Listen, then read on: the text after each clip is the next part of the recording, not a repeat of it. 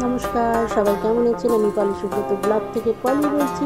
সবাইকে স্বাগত জানিয়ে বড়দের প্রণাম ও ছোটদের ভালোবাসা দিয়ে আজকে সকালে শুরু করলাম। এখন বাজে 10টা।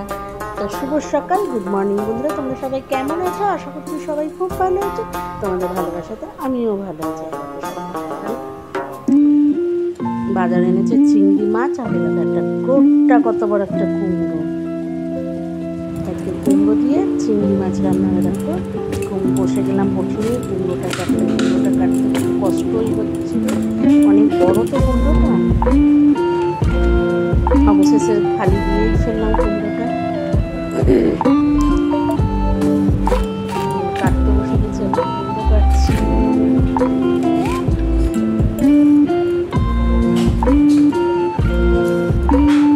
কুমড়ো আলু দিয়ে চিংড়ি মাছ রান্না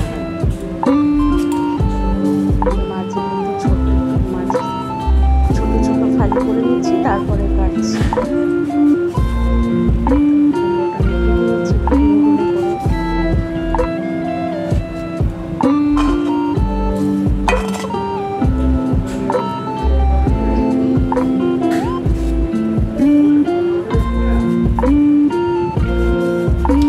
অতটা কুমড়ো কিন্তু রান্না করবো না, অনেকটাই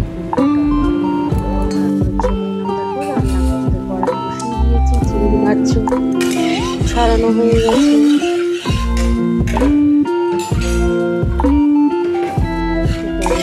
গরম হয়ে গেছে, চিংড়ি মাছটা আমি ভেজে নেব।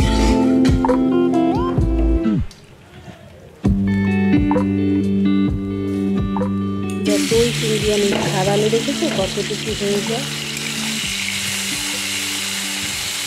চিংড়িগুলো বেশ বড় বড়ই আছে, জানি না তোমরা কতটা বুঝতে পারছো, কিন্তু চিংড়িগুলো বড় বড় আছে।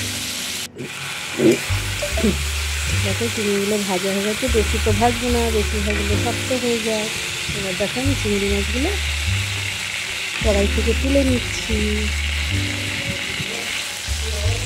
তুলে নেওয়া হয়ে গেল, তারপরে তুলে আমি আলুটা ভেজে নেব। আলু দিয়ে দিলাম, আলুটা একটু লাল লাল করে ভেজে নেব।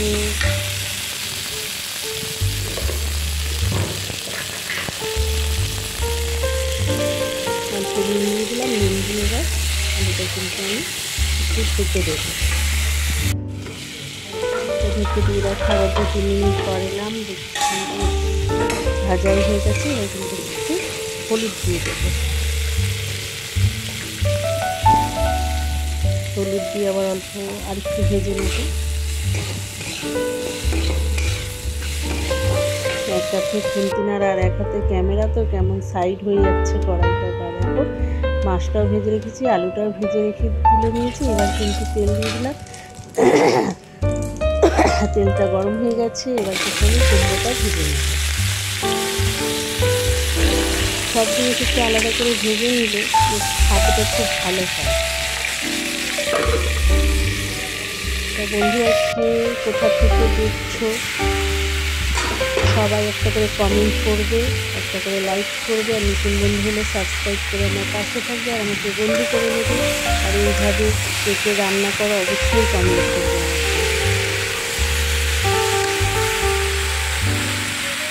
যারা আমার ভিডিওটা দেখছে তাদেরকে বলছি একটা লাইক করে আমার ভিডিওটা দেখো। আর এইভাবে আমাকে সাপোর্ট করো আর আমার পাশে থেকে সবাই।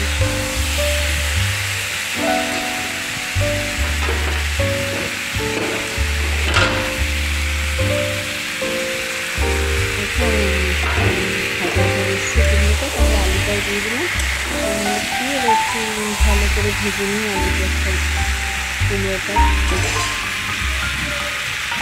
আবার কিন্তু আমি ঢেকে দিলাম। এখানে কুমড়ো আলু সবগুলো ভাজা, আলুটা আগেই ভেজে নিয়েছিলাম, ওটাও কিন্তু আমার ভাজা ভাজা হয়ে গেছে। এবার কিন্তু আমি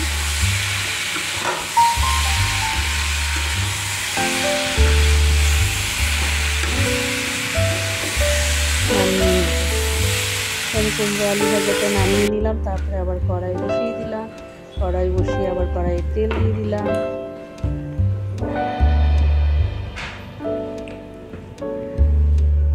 দেখো কুমড়ো আলুটা ভেজে নামিয়ে নিয়েছি। কড়াই দেখো আমি শুকনো লঙ্কা দুটো আর তেজপাতা সাদা জিরে ফোড়ন দিয়ে দিলাম। ফোড়নটা ততক্ষণে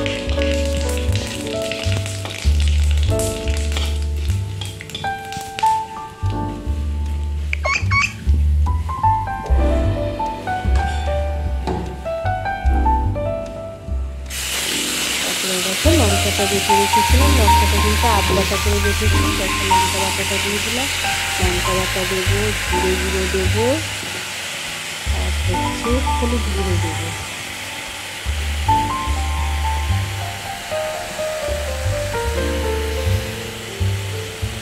হলুদ আর জিরে গুঁড়োটা দিয়ে একটু ভালো করে কষিয়ে নেব।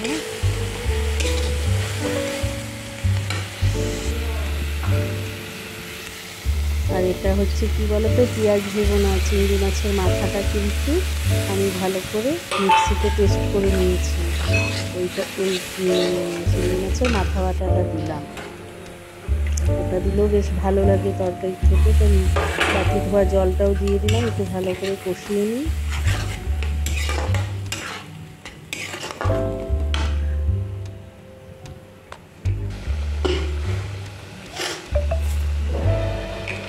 অল্প চিনি দিলাম, খুব বেশি দিলাম না, অল্পই দিলাম। তবে দেখো মশলাটা আমার কষানো হয়ে গেছে। এবার চিংড়ি মাছগুলো দিয়ে দিলাম।